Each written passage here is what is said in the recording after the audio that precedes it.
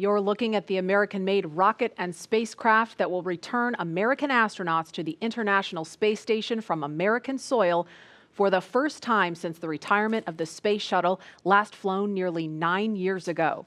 Today, we're giving it another shot with our partners at SpaceX. Wednesday's first attempt was postponed due to that wild weather. But if all goes well today, we will mark a new first in NASA's storied history and usher in the commercial crew era of American spaceflight. There's astronaut Doug Hurley getting into his spacesuit, and he's being helped by one of the suit technicians there. He has flown into space 2 times before. He was the pilot on STS-127 and 135. And there's a wider shot. You can see astronaut Bob Behnken also in view now. Bob is to the right of your screen, and he also flew on 2 shuttle missions. Bob is a native of St. Anne, Missouri. And Doug is from Appalachian, New York. He was born in Endicott, considers Appalachian his hometown.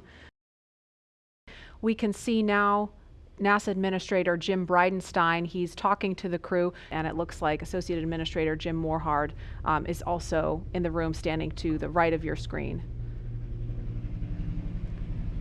And these are great moments to get a last chance to talk to the senior leadership of NASA as they're about to go off and launch into the cosmos. And I think when you look at how Bob and Doug complement each other, and how these SpaceX suits, they really complement the astronauts too, because they're more form-fitted, they're custom-made, and this is a moment where they're getting ready to do the real deal. And Lauren, I think the integration of the suit and the vehicle and these seats is just really, really impressive how y'all at SpaceX did that.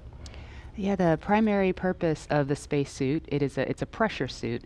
Now, the Dragon capsule is already pressurized, so even in the vacuum of space, the crew is safe when inside of Dragon, but in the unlikely event of an anomaly that causes the capsule to depressurize, we can actually flow oxygen or nitrox into the suit, and that will keep the astronauts pressurized in flight. So that's its main purpose. So it's that form and function, and some style there as well.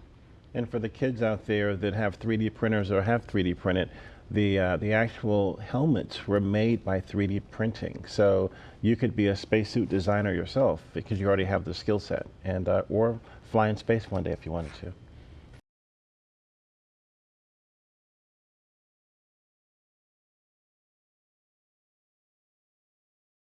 And we are looking at a live picture now of Bob Behnken and Doug Hurley walking down that hallway in the astronaut crew quarters. We just saw Doug wave at the screen, and they're just turning the corner, getting inside that elevator. And this, you can't see it from here, but there is a banner hanging there. You can kind of see it in the back. There's a banner hanging on the wall of the elevator with the signatures of all the people who worked on this mission. So it was really important for them to hang that up in there so Bob and Doug could see it. And there the doors are opening. Here they come. Great. And there they are, NASA astronauts. Small crowd, but big cheers. NASA astronauts Bob Behnken and Doug Hurley, Doug on the left, Bob on the right, waving to the crowd there to cheer them on.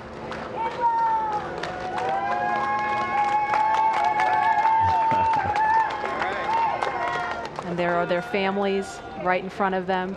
The virtual hugs, a very special moment.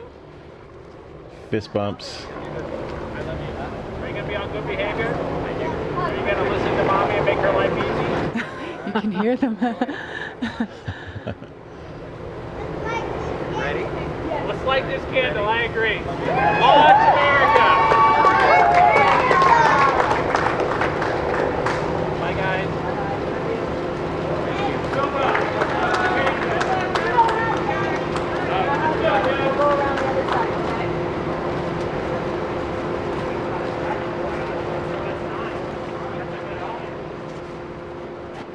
Now they are getting into the Tesla Model X that's going to take them to the launch pad, being strapped into their seats.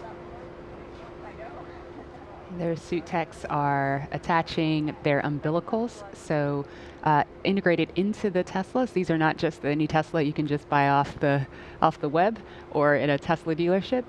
They've been outfitted with cooling units, and that white umbilical, similar to what you saw in the suit room, That umbilical is being connected to the suit to provide cooling air to the astronauts while they're on the way to the pad. And those Falcon wing doors are closing. Super sleek. A rapid departure from the Astro van. Yes, I would say so. And their flight surgeon is in the front seat in the passenger side, taking the journey along with them. As I mentioned last time, we always think about the technology and the rockets, but this is what it's all about, the families coming together, supporting the families, us working together as a team to ensure they get up there safely and back home safely for their families.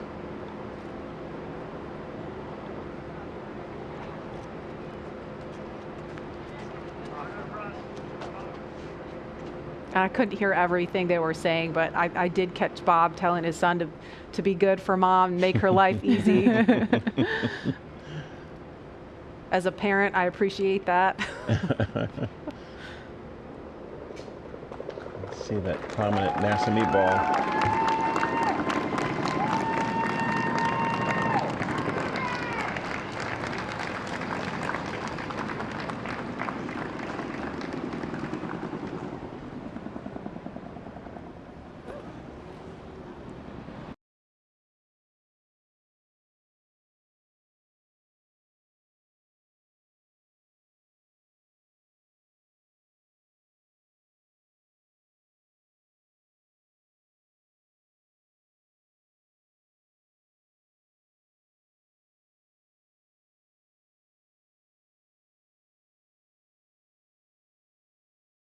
There's our hangar. We process Falcon Heavy in there. There are other boosters in that hangar as well. And the rocket and Dragon that is on the pad right now was put together, or rather finally integrated inside of that hangar and then rolled out to that pad to go up vertical. And there it is. That shot really gives you a sense of the scale of the Falcon 9 rocket. Those Teslas look teeny, teeny, tiny, making their way up there. Yeah, really cool watching the Teslas pull up, driving on the launch pad just a few feet away from the vehicle. This is awesome and getting really excited over here.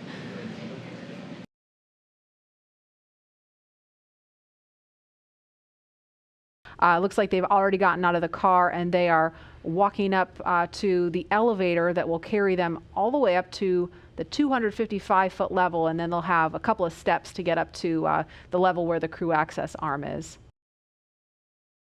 Core on countdown 1 at 2 hours 57 minutes. The crew has arrived at the pad on schedule. There they are, taken in the sight, craning to see the top of the Falcon 9 rocket. It's 230 feet tall if you round up, and then Crew Dragon is another 27 feet from the bottom of the trunk to the top of the nose cone. So when you're out there in person, it's really hard to describe just how large it is.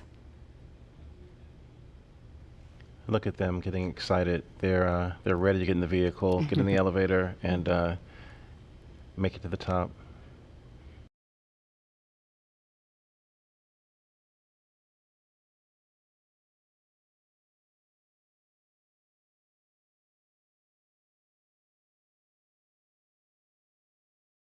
And we should hear a call any moment that the crew has arrived at the pad as they make their way up the stairs, and they're headed to the crew access arm now.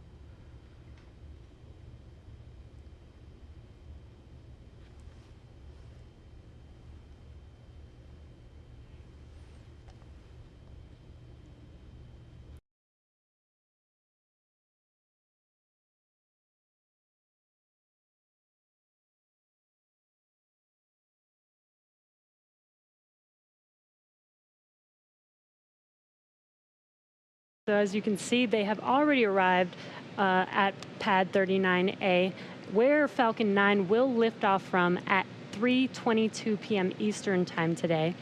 They have ascended the tall structure already, which is next to the rocket, and it's called the fixed service structure, and also have already walked down the corridor, which is known as the crew arm, which is what they're standing in right now. That's right. And as they prepare to board Dragon, they have this one final stop that they're standing in right now, and that's the White Room. The White Room is literally just the room at the end of the crew arm that has an opening into Dragon. It is the last place on planet Earth Bob and Doug are going to be standing before they step into Dragon for their ride to the International Space Station.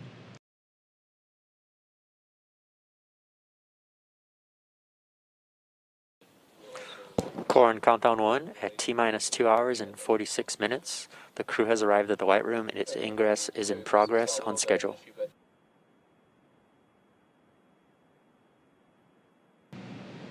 And as they climb into Dragon, they will buckle themselves in and attach their umbilicals to their suits. And as you can see, the suit techs are there to help them get buckled and settled into those seats. And we can see the seats slowly start to rotate. Again, they're in this down position just to make it easier to climb in and out of Dragon. They'll rotate to this launch position to put their backs a little bit more parallel to the ground. It makes taking the G-force a little bit easier for the crew on the way uphill, but most importantly, positions those touchscreens directly in front of them, which is just their gateway into Dragon. Dragon, SpaceX, seats are in the launch position. We copy. And launch control clear to retract the access arm on time. SpaceX Dragon displays are configured for launch. Copy. Bob, Doug, on behalf of the entire SpaceX team, it's been a huge honor to help you get ready for today's historic mission. Know that we're with you, have an amazing flight, and enjoy those views of our beautiful planet. Thanks, Jay. It is absolutely our honor to be part of this huge effort to get the United States back in the launch business. We'll talk to you from orbit. Thank you. Copy all. Thanks for those words. Falcon 9 is in startup. Dragon is in countdown. FTS is armed for launch. Under a minute now, the FTS, the flight termination system, has been armed. Dragon, SpaceX, go for launch. SpaceX Dragon, we're go for launch. Let's light this candle.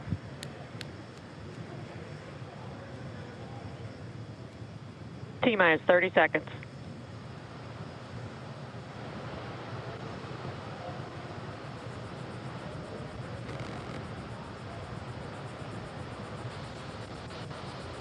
Stage 1 tanks pressing for flight. T-minus 15 seconds. 10, 9, 8, 7, 6, 5, 4, 3, 2, 1, 0. Ignition. Liftoff of the Falcon 9 and Crew Dragon. Go NASA, go SpaceX. Godspeed, Bob and Doug.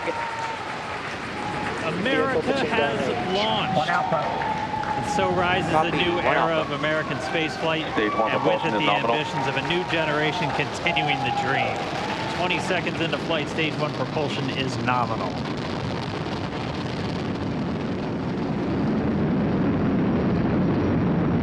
T plus 30 seconds into this historic mission. Flying crew on board Dragon and Falcon 9, and look at them go. Falcon power telemetry nominal. M1D throttle down. We're throttling down to get ready for the period of maximum dynamic pressure. We're in the throttle bucket. Reports say all systems are go. Vehicle is supersonic. We've exceeded Mach 1 on the Falcon 9. M1D throttle up. We're throttling Max Q. back up to full power as we're through Bravo. max Q. Copy, 1 Bravo. And we heard that 1 Bravo call out. That's just the second abort zone that they're in. They'll continue to be on this until the first stage has done its job and they switch over to the second. At this point, Bob and Doug pulling about 2.3 Gs, 2.3 times the Earth's gravity, already moving at over 1,500 miles per hour. We've heard the call out for MVAC engine chill. That's getting the MVAC engine ready to light. That'll come at about 2:44 into flight. Right now, everything continuing to look good. Next major event coming up is going to be the triple We'll have main engine cutoff of the 9 first stage engines, stage separation, and then ignition of the second stage engine to continue to carry astronauts into orbit. Coming up in about 20 seconds. M1D throttle down.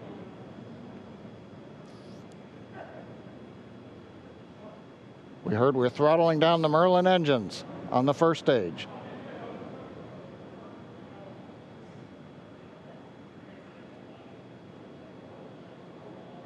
And we have MECO. MECO. 2 Alpha. Falcon stage separation confirmed. Copy, 2 Alpha. MVAC ignition.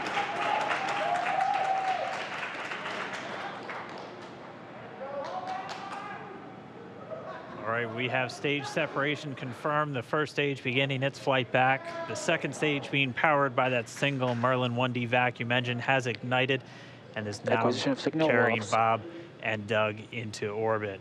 So they're going to continue under the power of this second Stage stage. 2 propulsion is nominal. Which will cut off at SECO, or second engine cut off at about 8 minutes and 44 seconds into today's flight. So a little over 5 minutes to go still on this second stage. You heard the call out 2 Alpha, so they're now in the longest abort zone that carries them all the way from about North Carolina up the eastern seaboard, almost to Canada. Things looking good though, getting good call outs, nominal propulsion on that second stage. Bob and Doug continuing to make their way into orbit.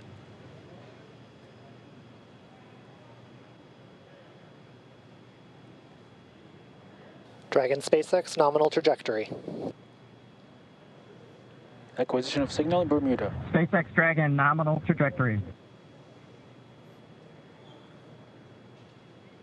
All right, here in nominal trajectory, so Dragon pointed in the right direction, continuing to make their flight uphill. Heard acquisition of signal Bermuda. That's one of the other ground stations that they're using to get telemetry and data back from this spacecraft. Stage 2 propulsion is still nominal. And while they continue uphill, looks like we are getting a view of the first stage as well. Yep, on your right screen, you can see that first stage with the grid fins deployed. It's making its way back to attempt to land on our drone ship, Of Course, I Still Love You today. Stage 1 entry burn startup.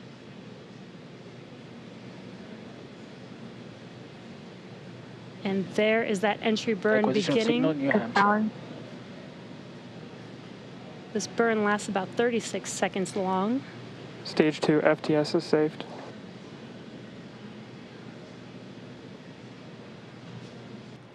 Now we are waiting for our first stage to make its way to our drone ship, Of Course I Still Love You. Dragon SpaceX nominal orbital insertion. Didn't get confirmation, nominal Dragon orbital copies, insertion. nominal orbital insertion. And what you're seeing on your screen is a live view of our drone ship, where our first stage will be coming down. Looks like we lost that live view, but we'll wait for confirmation of that landing shortly here. Falcon 9 first stage is successfully landed. And there you can see on your screen, Falcon 9 has landed.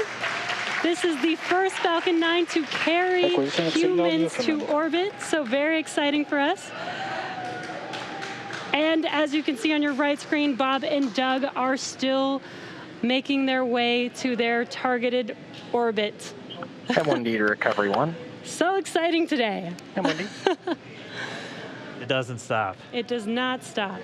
All right, we did hear again that call out, good orbital insertion, so that means Falcon 9 and Dragon right now exactly where they're supposed to be. M1D to FRC on recovery 1. And it's right at about 12 minutes when Dragon will separate. Looks like we saw a 0G indicator floating around there. I know Bob and Doug owe us a little bit about what exactly that is that they brought up with them.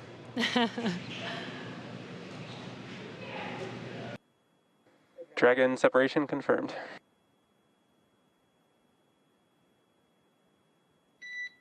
Countdown 1 is unmerged. Separation confirmed. And there's that call out. Dragon is now officially making its way to the International Space Station today. Dragon SpaceX with that separation call. We have a few words for you from our Falcon 9 team. standing by. Dragon, Chief Engineer on Dragon to ground. Bob Doug, on behalf of the entire launch team, thanks for flying with Falcon 9 today. We hope you enjoyed the ride and wish you a great mission. Thanks, Bala. Congratulations to you and the F9 team for the first human ride for Falcon 9, and it was incredible. Appreciate all the hard work, and thanks for the great ride to space. Copy all. Power and Mike, proud of you guys and the rest of the team. Thank you so much for what you've done for us today, putting America back into low Earth orbit from the Florida coast. Copy all. Good luck. Godspeed.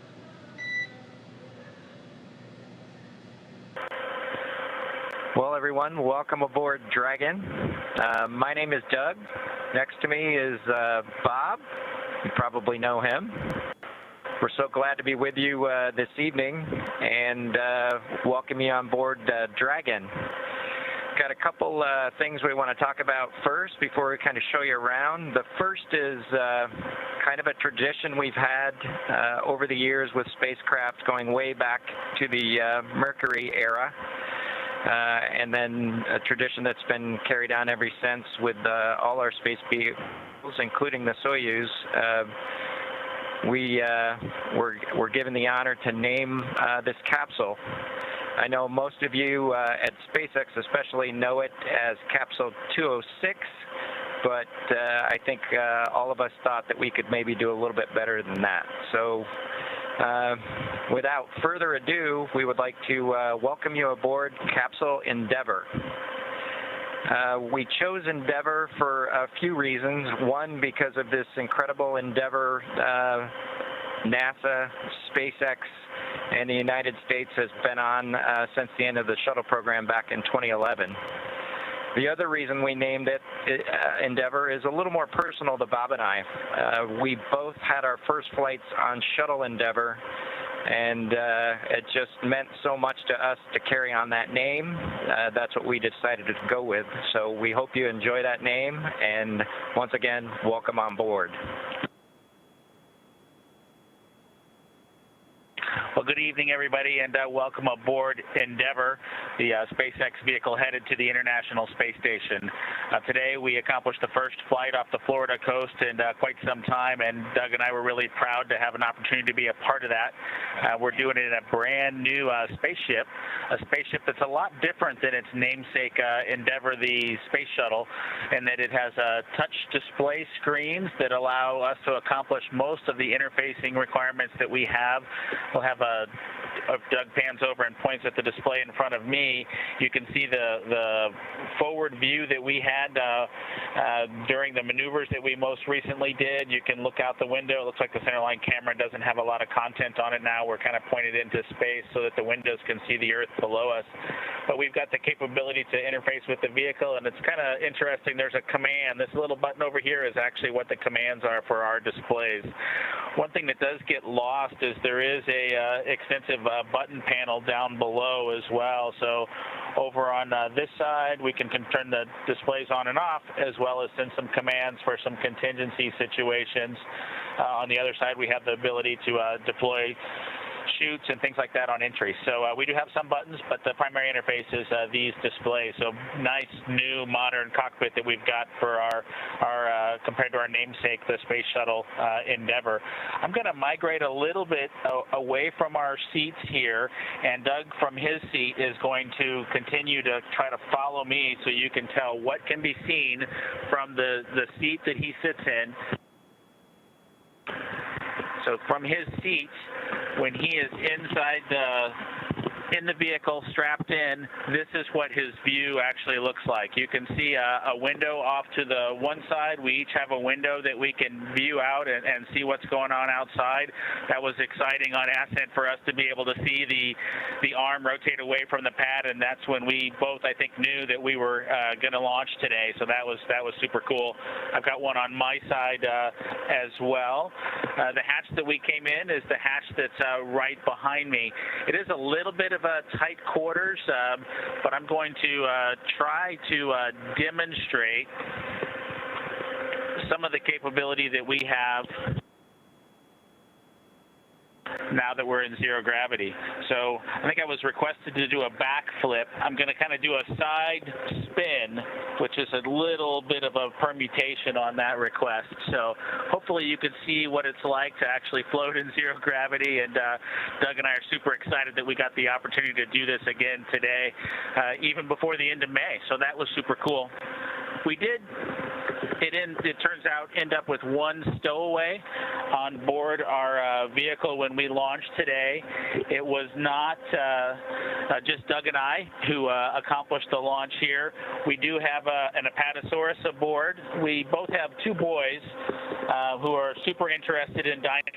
And we collected up all the dinosaurs between the two houses, and Trimmer, the Apatosaurus, got the vote from the boys to make the trip into space today with us. And so that was a super cool thing for us to get a chance to do for both of our sons, who I hope are super excited to see their toys floating around with us on board. I'm sure they would rather be here given the opportunity, but hopefully they're proud of this as well.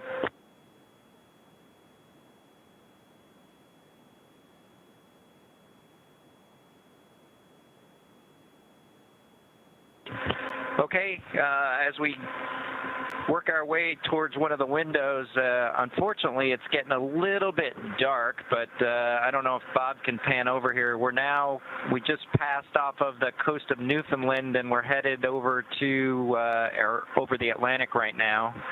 I don't know if you can get a good picture of that.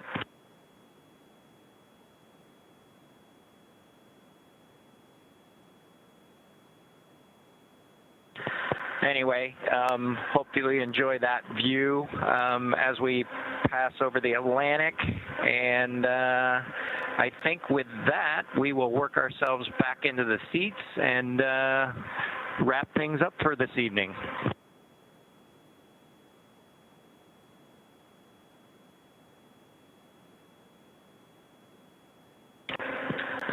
So Doug's there making a nice big smile for the camera.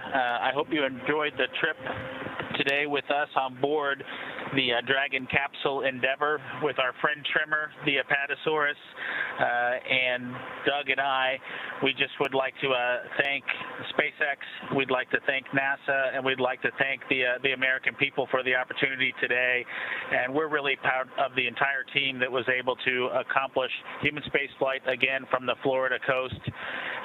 Just a wonderful experience. Doug and I are just so proud to be a part of it, and just want to thank everybody who gave us this opportunity and worked so hard to make this happen today.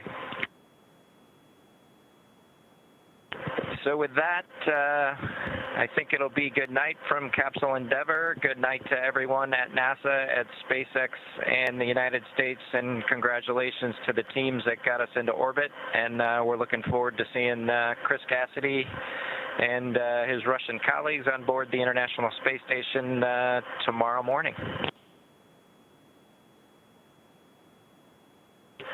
Good night, Megan and Theo. And Karen and Jack.